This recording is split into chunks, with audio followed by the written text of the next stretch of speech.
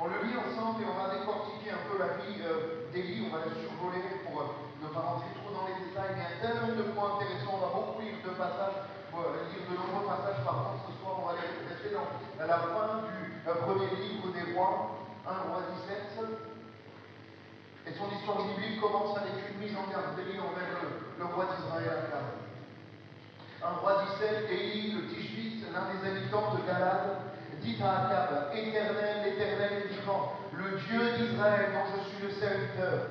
Il n'y aura cette année ni rosée ni pluie, sinon à ma parole.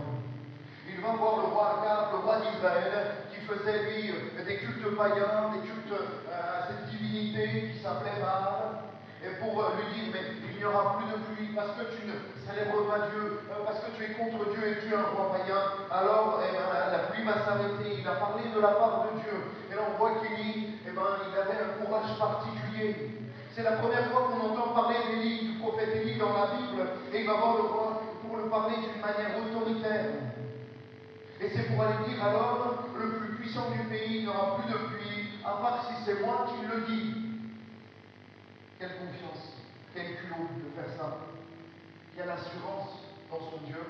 Il va se dire, se revendiquer comme serviteur de l'Éternel. Et des fois on est comme ça, surtout au début de notre conversion. Quand le Seigneur a touché notre cœur, on est comme zélé pour l'Évangile. On revient d'un camp de jeunes, on revient d'une soirée particulière où le Seigneur a touché notre cœur. On a envie de sortir, on est tout feu, tout flamme, on a envie d'aller prêcher sur la promenade des Anglais, monter sur les statues bizarres, lumineuses à Macédoine et dire Jésus vous aime.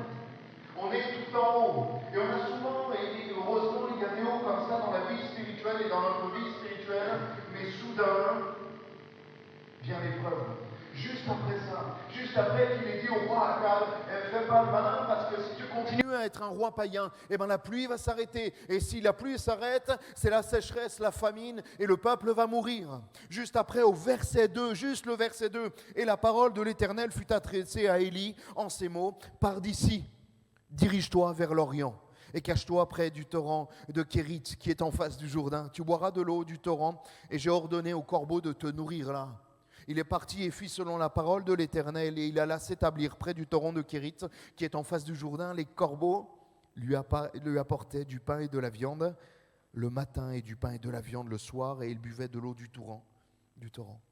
Élie qui sort de chez le roi et le Seigneur va lui dire maintenant tu pars et tu vas dans un lieu isolé, tu vas te réfugier dans la version Sommer parle dans le creux du rocher. Et là, l'épreuve vient. Juste après le haut, vient le bas pour Élie. Et dirige-toi vers l'Orient et cache-toi près du torrent de Kérit. Va te cacher près du torrent. Sûrement dans une genre de grotte, tu boiras de l'eau du torrent et j'enverrai les corbeaux pour te nourrir. Pas le top quand même. Quelqu'un qui a envie de... Je ne sais pas si vous avez déjà été nourri par un corbeau, mais ça ne me donne pas en plus. En plus, tu te dis, mais pourquoi un corbeau ? Noé, quand on l'a averti la deuxième fois, c'était une colombe. Là, il s'est dit, c'est un corbeau. Et là, on se dit que Élie est au plus bas. Et des fois, on est comme ça, on est au top, soudain, avec le Seigneur, on est au top et on a l'impression que le Seigneur nous pousse, que le Seigneur nous porte et on a l'impression que tout va bien dans notre vie avec le Seigneur. Et tout d'un coup, soudain, on a l'impression d'être tout en bas. On a une mauvaise nouvelle, on a quelque chose qui ne va pas et qui nous emmène tout en bas. C'est pas ce qu'on avait imaginé. Pourquoi un corbeau ? Pourquoi dois-je rester dans ces études qui ne m'intéressent pas ? Pourquoi ce travail que je n'aime pas ? J'ai que ça qui s'ouvre, je n'ai rien d'autre. Je dépose des CV partout, mais rien ne fait. Pourquoi rien ne s'ouvre ? Tu es dans le torrent, toi qui es serviteur pourtant de l'Éternel. En tout cas, enfant de Dieu, et ça dure, et tu ne comprends pas pourquoi. Tu ne comprends pas pourquoi le Seigneur, juste à un moment donné, t'utilise de manière glorieuse, et juste après, il te dit, mais va-t'en, va te cacher dans un torrent, va te cacher là-bas, je vais envoyer des corbeaux pour te nourrir, et tu ne comprends pas. Et des fois, ce que Dieu fait dans nos vies n'est pas logique humainement. Des fois, il n'y a pas de logique entre nous, notre conception de la chose, notre vision du monde, notre vision même de notre vie spirituelle et de ce que Dieu nous demande de faire. On ne comprend pas. Mais Dieu ne te demande pas de comprendre ce qu'il fait, il te demande de croire. Et la foi, c'est justement de comprendre de croire quand tu ne crois pas, quand tu ne comprends pas ce qui t'arrive, verset 7. Mais au bout d'un certain temps, le torrent fut à sec, car il n'était point tombé de pluie dans le pays. Alors la parole de l'Éternel lui fut adressée en ces mots. Lève-toi, va à Sarepta, qui appartient à Sidon, et demeure là. Voici, j'ai ordonné à une femme veuve de te nourrir. Et là, moi, si j'étais Élie, je me disais, c'est bon. La vallée de l'ombre de la mort, pour moi, c'est fini. Il y a eu un temps au torrent, il y a eu un temps avec les corbeaux, mais Dieu va me restaurer. Il me dit d'aller dans la ville et qu'une femme va s'occuper de moi, elle va me nourrir, elle va faire mon linge, elle va s'occuper de mes habits, elle va vraiment pourvoir à mes besoins parce que Dieu pourvoit. Et je vais aller à Sarepta et on va prendre soin de moi parce que le Seigneur a tout prévu, c'est ce qu'il a dit. Verset 10, il se leva et alla à Sarepta. Comme il arrivait à l'entrée de la ville, voici, il y avait une femme veuve qui ramassait du bois. Il l'appela et dit, va me chercher, je te prie un peu d'eau dans un vase afin que je boive. Et elle alla en chercher. Et il l'appela de nouveau et dit, apporte-moi, je te prie, un morceau de pain dans ta main. Et là, il comprend que c'est cette femme qui doit prendre soin de lui. Il lui demande de l'eau, elle va lui apporter. Il lui demande un bout de pain. Et il réalise que cette femme n'avait plus qu'une poignée de farine et un peu d'huile, verset 12. Et elle répondit, l'Éternel, ton Dieu est vivant. Je n'ai rien de cuit, je n'ai qu'une poignée de farine dans un pot et un peu d'huile dans une cruche. Et voici, je ramasse 2 morceaux de bois, puis je rentrerai et je préparerai cela pour moi et pour mon fils. Nous mangerons et après, nous mourrons. Et là, Élie, il a dû réaliser que la dame qui devait s'occuper de lui, elle est fauchée, dépressive et suicidaire. Et là, pourtant, Dieu a dit, va à Sarepta, j'ai prévu qu'une femme veuve s'occupe de toi. Humainement, c'est illogique. Et là, à peine qu'il était déjà dans un bas près du torrent avec ses amis les corbeaux, eh bien, il redescend, j'ai envie de dire, encore plus bas. Cette femme qui devait l'aider, eh bien, c'est elle qui a besoin d'aide et il réalise, et je pense qu'il ne comprend pas.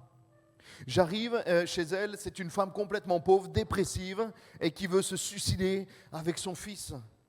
Elle est dans un état encore pire que celui d'Élie. Et pourtant, c'est à elle de s'occuper d'Élie. Parfois, tu ne comprends pas les actions de Dieu. Tu ne comprends pas ce que Dieu veut dans ta vie. Et moi, il y a tellement de fois où j'ai dit, Seigneur, je ne sais pas ce que tu fais. Si j'étais toi, je ne ferais pas comme ça. Mais je ne suis pas toi, donc je n'ai pas le choix. Je vais garder ma foi. Mais Seigneur, je ne comprends pas ce que tu fais. Verset 15, elle alla et elle fit selon la parole d'Élie. Et pendant longtemps, elle eut de quoi manger. Et sa famille eut aussi bien qu'Élie. Et Élie va la bénir. La farine qui était dans le pot ne manquait point. Et l'huile qui était dans la cruche ne diminua point. Selon la parole que l'Éternel avait prononcée par Élie. Il va même vivre la résurrection de son fils quelque temps après. Ça, c'est ce que Dieu a fait. Il a changé le mal en bien. Élie pensait y aller pour lui, se reposer, manger, reprendre des forces. Mais c'est lui qui va devoir bénir cette femme et son fils plus que l'inverse. Mais la Bible nous dit que nous devons être malléables entre les mains du Seigneur. Que c'est lui qui dirige nos vies. Mais pour diriger nos vies, il faut déjà renoncer personnellement à nos projets. Il faut déjà renoncer personnellement à nos projets. Et j'ai envie de te dire, c'est dans ces moments-là, dans tes bas, que tu t'enracines dans le Seigneur. C'est dans tes bas, quand tu es au bord du torrent et que tu vois le corbeau t'amener un bout de pain. Je ne sais pas si, je me suis posé la question tout à l'heure, je me suis dit, est-ce qu'il le portait dans le bec ou dans ses griffes, dans ses serres? Je me suis dit, qu'est-ce qui est pire, de manger après ses serres ou après les becs du corbeau? Et je me dis, purée Élie qui voit le corbeau arriver, qui lui dépose un bout de viande, je préfère pas savoir quel type de viande c'était. Si c'est le corbeau lui-même qui l'a chassé, ça se trouve, il lui a jeté une souris comme ça, j'en sais rien. Mais c'est dans tes bas que tu t'enracines en Dieu. Est-ce que vous êtes comme moi? C'est quand tu passes par l'épreuve à l'hôpital ou quand tu es dans un moment où tu n'arrives plus à rien faire, que tu ouvres ta Bible comme jamais tu l'as ouverte. C'est vrai ou pas? Que tu pries comme jamais tu as prié. Je me souviens à un moment donné, juste avant de donner ma vie au Seigneur, j'étais tellement mal que pendant quasiment une semaine, je pleurais dans ma salle de bain. J'avais du mal à me lever. Tellement intérieur, j'étais mal. Physiquement, j'allais bien. Mais tellement j'étais angoissé, tellement j'étais mal à l'intérieur, j'avais du mal à me tenir sur mes jambes. Je ne savais même pas que c'était possible. Et c'est dans ces moments-là qu'on crie au Seigneur. C'est dans ces bas-là que tu demandes au Seigneur et que tu vas le chercher de tout ton cœur. Et il est dangereux dans notre génération de croire à un évangile de prospérité. Tout va bien, Dieu te bénira. Bien sûr que Dieu te bénit. Mais si, dans les psaumes de David, des fois il est au plus bas dans le psaume 23, et dans quelques psaumes après, tu as l'impression qu'il touche Dieu, qu'il est juste à côté de Dieu et qu'il chante avec les anges. Et le psaume d'après, tu as l'impression qu'il a des envies même de suicide et de mort. Parce que dans la vie chrétienne, il y a des hauts et il y a des bas. Et c'est pour ça qu'il faut s'y préparer, que dans les hauts, que tu puisses faire des réserves et louer le Seigneur et adorer Dieu et vraiment te rapprocher de Dieu. Et dans les bas, te souvenir de quand tu étais en haut et de ce que Dieu a fait pour toi, pour te sortir de là. La parabole du semeur nous dit dans Luc, je lis juste un texte, mais la graine qui est tombée sur le roc, ceux qui entendent la parole la reçoivent avec joie, mais ils n'ont point de racines. Et ils croient pour un temps et ils succombent au moment de la tentation. Combien de nous, au milieu de nous, nous ont lâché la main de Dieu, juste dès la première épreuve arrivant? Combien de personnes ont lâché la main de Dieu parce que la première épreuve est arrivée dans leur vie et ils n'avaient pas ces racines-là. Ils ont fait un bas, ils sont allés en bas et ils n'ont pas réussi à sortir de ce moment-là, lâchant le Seigneur et préférant retourner à leur vie d'avant. Et même s'il peut y avoir une période toute belle, tout rose, après la conversion, comme un voyage de noces, à un moment donné, tu te réveilles et tu te dis, et tu rentres là dans le combat spirituel, et tu réalises qu'il y a un enjeu aussi spirituel dans ta vie et sur ta vie. Surtout pour ceux qui servent, surtout pour ceux qui veulent aller plus loin avec le Seigneur. Moi, c'est une expérience de pasteur, mais je crois qu'elle vaut pour tous ceux qui veulent avancer avec le Seigneur. Il y a des moments où avant des dates importantes, avant des réunions importantes, des missions importantes, quand je suis en dehors de Nice, eh ben, il y a des moments où pendant 3-4 jours, j'ai comme le moral à zéro, comme une pression spirituelle. Il faut réaliser cela. C'est pas parce que je souris et que je fais une belle introduction, mais on a des combats aussi, et tu en as aussi. Et il faut préparer cela, il faut les anticiper, il faut savoir que c'est aussi normal dans la vie spirituelle que d'avoir des bas dans ta vie de chrétien et de chrétienne de 20, de 30 ans. Le problème, c'est si cette situation demeure et reste et demeure. Là, il faut que tu sortes de ces moments-là. Mais il est normal pour un jeune, pour un chrétien, normal d'avoir des épreuves. Le mot tentation, dans 1 Corinthiens 10, verset 13, « Aucune tentation ne vous est survenue, on le connaît, qui n'ait été humaine. Et Dieu, qui est fidèle, ne permettra pas que vous soyez tentés au-delà de vos forces. » Et après la virgule, c'est ça qui nous intéresse. Mais avec la tentation, et le mot tentation veut dire épreuve également, et il préparera aussi le moyen d'en sortir afin que vous puissiez le supporter. Alléluia. Le Seigneur ne nous a jamais dit qu'il n'y aurait pas de tempête. Le Seigneur ne nous a jamais dit que ça sera une traversée où la mer sera calme. Non, il nous a dit que même s'il y a la tempête, je serai avec vous. Que même s'il y a la tempête, des fois il la calme et des fois il ne la calme pas. Il nous aide seulement à la traverser. Il nous a promis une chose, d'être tous les jours avec nous. Et ça jusqu'à la fin du monde. Alléluia. Ça, c'est une promesse que Dieu nous a laissée. Mais il ne nous a jamais dit, la vie chrétienne, ça sera un long fleuve tranquille. Et si on prêche ça aujourd'hui, c'est dangereux. Parce que dès la première épreuve, tu te dis, leur truc, c'est une arnaque. Non, ce n'est pas une arnaque, c'est juste que l'Évangile nous dit clairement que même dans les épreuves, le Seigneur veut être là. Alléluia. Dieu change le mal en bien. Élie ne va pas mourir, mais être enlevé directement au ciel. On va le voir juste après. Et on va passer dans une deuxième étape. On voit la première où Élie va voir le roi et lui dit, mais si tu continues dans tes cultes païens, on va bloquer avec Dieu la pluie. Après, il est nourri par les corbeaux au torrent. Ensuite, il va avec la veuve de Sarepta, et puis il ressuscite son fils, il l'a béni. Donc là, on peut dire qu'il est au sommet. Élie va retourner 3 ans après voir Akab. 1 Roi 18, 15. Vous êtes avec moi? Oui, il n'y a que à droite. Vous êtes avec moi à gauche? Ça va, Mika, t'es là? Ok, super. 1 Roi 18, verset 15. On le lit ensemble? Mais Élie dit, l'Éternel des armées dont je suis le serviteur est vivant. Aujourd'hui, je me présenterai devant Akab.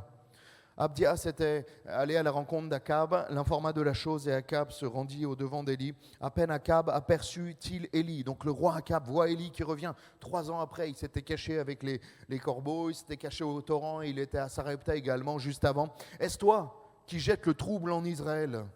Il parlait de la sécheresse qui était là depuis 3 ans. Élie répondit, je ne trouble point Israël, c'est toi au contraire, et la maison de ton père, puisque vous avez abandonné les commandements de l'Éternel, et que tu es allé après les Baals. Purée, vous avez vu de la manière dont il parle au roi? il va lui dire non, c'est à cause de toi qu'il y a des problèmes en Israël. C'est parce que tu as abandonné Dieu. Verset 19, en plus de parler comme ça au roi, il va donner un ordre au roi. Il va lui dire, fais maintenant rassembler tout Israël auprès de moi à la montagne du Carmel, et aussi les 450 prophètes de Baal et les 400 prophètes d'Astarté qui mangent à la table de Jézabel. 900 prophètes qui vont être là. Et il leur dit, maintenant je les veux, je les convoque à la montagne du Carmel. C'est quelque chose tellement surréaliste à ce moment-là. Et on retrouve Élie conquérant, Élie qui n'a pas peur et qui n'a peur de personne ni de rien. On retrouve le début de ce chapitre 18 des rois, que la famine était grande et que Jézabel, la femme du roi Akab, avait exterminé les prophètes de l'Éternel. Là, on retrouve le Élie conquérant, on retrouve le Élie qui n'a peur de personne et qui va dire au roi, maintenant les 900 prophètes païens dans ton peuple et dans le royaume, je veux les voir et je veux les convoquer. On va en découdre sur le mont Carmel. Le zèle et le courage.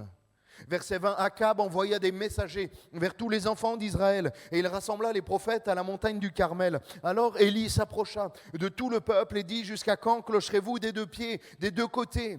Si l'Éternel est Dieu, allez auprès de lui. Si Baal est Dieu, allez auprès de lui. Le peuple ne lui répondit rien. Et Élie dit au peuple, je suis resté seul des prophètes de l'Éternel. Il y a 450 prophètes de Baal.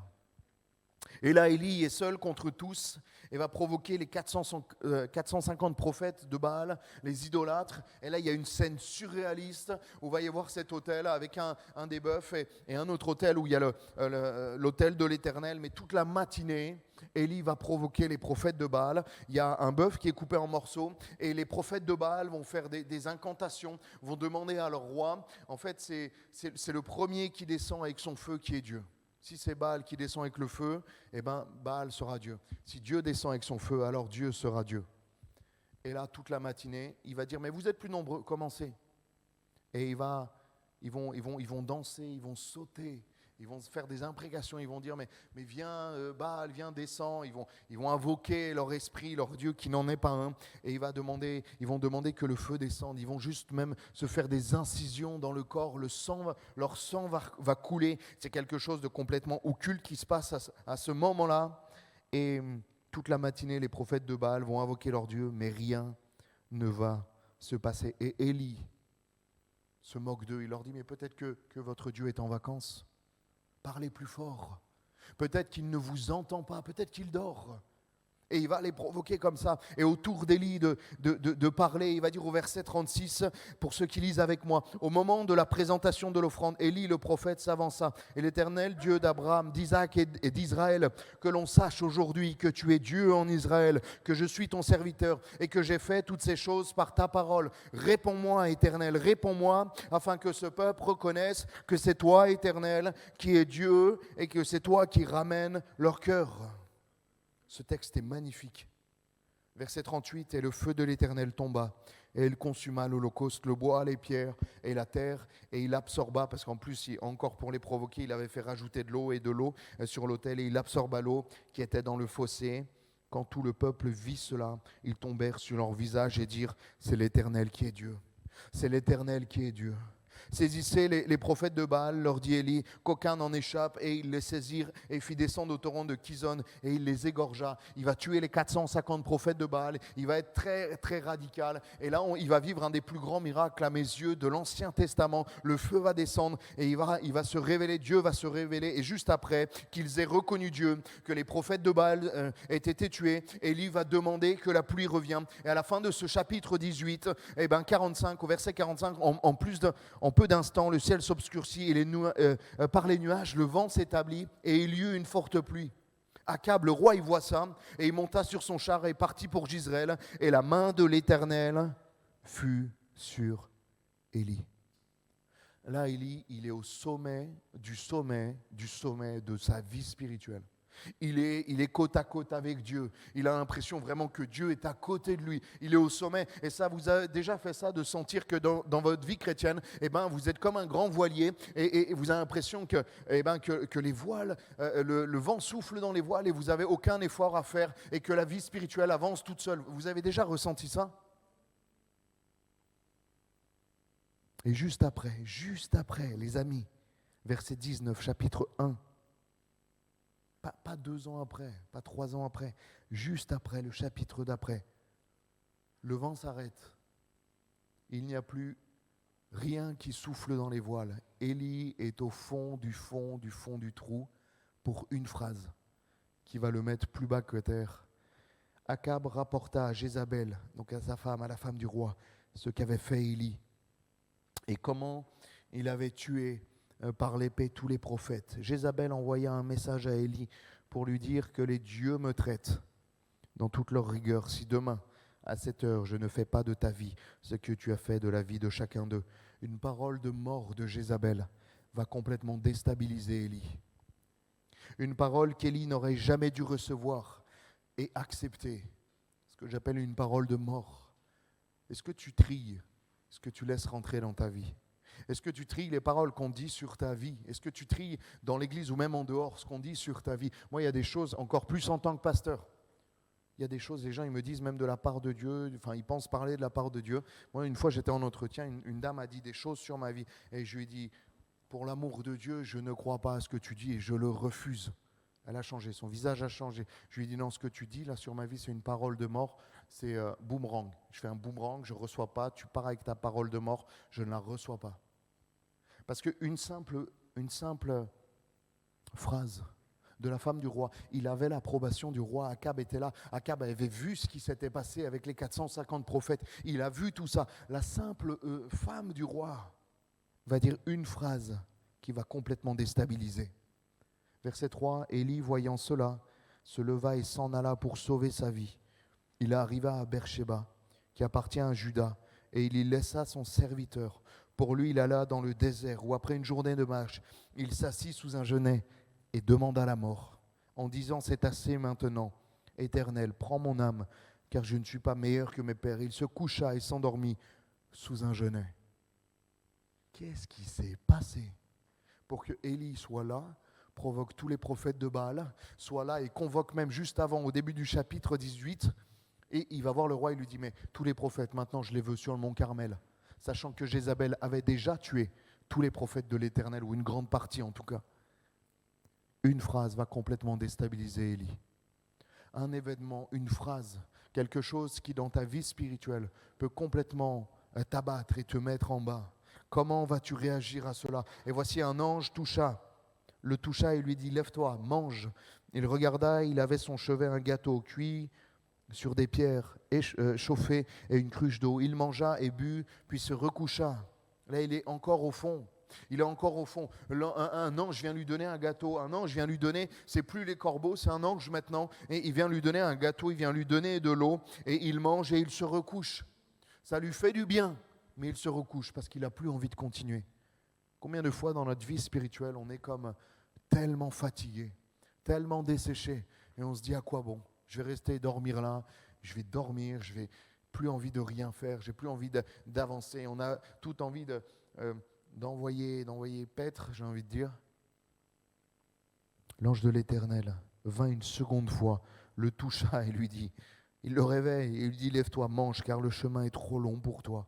Il se leva, mangea et but, et avec la force que lui donna cette nourriture, il marcha 40 jours et 40 nuits jusqu'à la montagne de Dieu à Horeb. Un gâteau et de l'eau. Il le mangea et se recoucha. Mais l'ange de l'Éternel le relève une deuxième fois et lui dit, lève-toi, mange, car le chemin est trop long pour toi. Le chemin est trop dur. La notion et le chiffre de 40 dans la parole de Dieu, c'est l'épreuve, et ça nous parle de l'épreuve. Et là, Dieu va lui dire et le remotiver en disant, il faut que tu continues. Il faut que tu continues. Là, Élie qui est tout en bas, alors qu'il a vu la gloire de Dieu, comme peut-être aucun homme, et je pense aucun homme, aucune femme, ce soir n'a jamais vu la gloire de Dieu, comme au mont Carmel, Élie l'a vécu. Juste le verset d'après, il est en train de se cacher dans une grotte et il demande la mort à Dieu. Ça, c'est une réalité. C'est une réalité. On voit qu'il y a même des similitudes avec le roi David, avec tellement d'hommes de Dieu qui vont être complètement découragés. Et là, il entra dans la caverne et il passa la nuit. Et voici la parole de l'Éternel lui fut adressée en ces mots. Que fais-tu ici, Élie ? Vous réalisez que Un ange de l'Éternel vient le réveiller, lui donne un gâteau assez protéiné parce qu'il a marché 40 jours et 40 nuits, et il l'envoie à un autre endroit, et il arrive à cet endroit-là, et Dieu lui-même lui dit « Mais qu'est-ce que tu fais ici ?» C'est surprenant, non? Parce que c'est Dieu lui-même qui l'avait envoyé là, en fait. Et il dit, mais qu'est-ce que tu fais ici? Je veux que tu continues. Et on le lit ensemble. Il lui répondit, verset 10, j'ai déployé mon zèle pour l'Éternel, le Dieu des armées, car les enfants d'Israël ont abandonné ton alliance et ils ont renversé tes autels et ils ont tué par l'épée les prophètes que je suis resté moi seul et ils cherchent à m'ôter la vie. L'Éternel dit, sors et tiens-toi dans la montagne devant l'Éternel. Que fais-tu ici, Élie? Et là, on voit qu'Élie est encore dans le découragement. Vous avez vu ce qu'il répond à Dieu? Il parle que de négatif. Il parle que de le peuple de Dieu qui a abandonné la parole de Dieu. Il parle que de Jézabel qui veut encore le tuer. Il ne parle pas de l'action puissante de Dieu, des 450 prophètes qui ont été tués. Il ne parle pas que quand il a invoqué Dieu, Dieu est descendu par son feu. Il ne parle pas de ça. Il prêche que le négatif. Et dans l'épreuve, laisse-moi te dire, avec beaucoup d'amour, mais de la part de Dieu, que tu as tendance à minimiser la puissance de Dieu et à augmenter ton épreuve. Dans l'épreuve, on est tous pareils. Quand on est là, juste en face de notre épreuve, juste en face de notre montagne, on a l'impression que cette montagne, elle est immense. On a l'impression que l'épreuve, elle est immense. Et on a du mal à prendre du recul et à reculer un peu justement pour voir Dieu qui est derrière et qui est plus grand que cette montagne. On a toujours tendance dans l'épreuve à grossir l'épreuve et à minimiser la puissance de Dieu. C'est souvent ce que fait l'épreuve dans nos vies. Dans les hauts, comme Élie était, fortifie-toi. Et dans les bas, prends courage. Dieu va l'appeler à monter à la montagne devant l'Éternel pour restaurer sa vie. Une chose que va dire l'Éternel dans l'Ancien Testament, et je vais rappeler le groupe de louanges à venir, s'il vous plaît. Il y a une phrase que dit souvent Dieu, que dit souvent l'Éternel, l'ange de l'Éternel dans l'Ancien Testament, c'est « souviens-toi, n'oublie pas ». À chaque fois dans l'Ancien Testament avec le peuple, notamment la traversée du désert, Dieu n'a qu'une peur, entre guillemets, comprenez le mot peur, hein. Dieu n'a pas peur, mais il n'a qu'une crainte, comprenant le peuple, c'est qu'il oublie tout ce que Dieu a fait. Parce que Élie venait d'oublier ce que Dieu venait de faire. Et dans ton découragement, dans tes bas, tu as souvent tendance, et on est tous pareils, moi le premier, à oublier tout ce que Dieu a fait déjà pour nous. C'est pour ça que, il y a ce vieux chant, on ne va pas le chanter, parce que, rappelle-toi, compte les bienfaits de Dieu, passe-les tous devant tes yeux, et tu verras en adorant combien le nombre en est grand. Il est merveilleux ce chant, les paroles, et des fois on se dit, mais Seigneur, et moi j'ai commencé à écrire tout ce que Dieu avait fait avec les dates. Cette journée-là, Dieu m'a parlé. Cette journée-là, Dieu m'a restauré. Cette journée-là, Dieu m'a donné une parole pour quelqu'un, un encouragement. Dieu a guéri une personne cette journée-là. Ça m'encourage parce que quand je suis au bas, j'ai beau être pasteur, j'ai beau être prédicateur, je suis vraiment en bas et j'ai du mal à trouver du positif. Il faut monter à la montagne de l'Éternel pour que l'Éternel nous donne un gâteau qui va nous permettre de continuer la marche. Qui nous permet de continuer la marche quand on est... Tu peux commencer à jouer, on va commencer à fermer nos yeux et à chercher la face de Dieu. Il y a une chose, une question dans l'épreuve dont on bat, quand tu es tout en bas, que tu dois te poser comme question. Une question. Pourquoi suis-je dans l'épreuve? Est-ce que c'est simplement la volonté de Dieu? Ou est-ce que je m'y suis mis par mes péchés, par mes fautes, par mes choix qui n'étaient pas bons? Là, on voit qu'Élie n'a strictement rien fait, contrairement à David qui a péché et qui allait se cacher et qui a aussi blessé et attristé le cœur de Dieu par son péché. Mais là, Élie était dans les voies de Dieu et l'épreuve est quand même venue. La question qu'il faut que tu poses quand tu es tout en bas, c'est: est-ce que c'est à cause de mes choix que je suis tout en bas? Est-ce que c'est à cause de mon péché? Ou c'est justement que Dieu a prévu autre chose et que malgré les bas, je suis encore dans la volonté de Dieu? Comme Paul pouvait le dire en prison, comme Pierre pouvait chanter les cantiques en prison également. Est-ce que je suis toujours dans la volonté de Dieu et dans la consécration? On va prendre un temps pour prier, on va fermer nos yeux.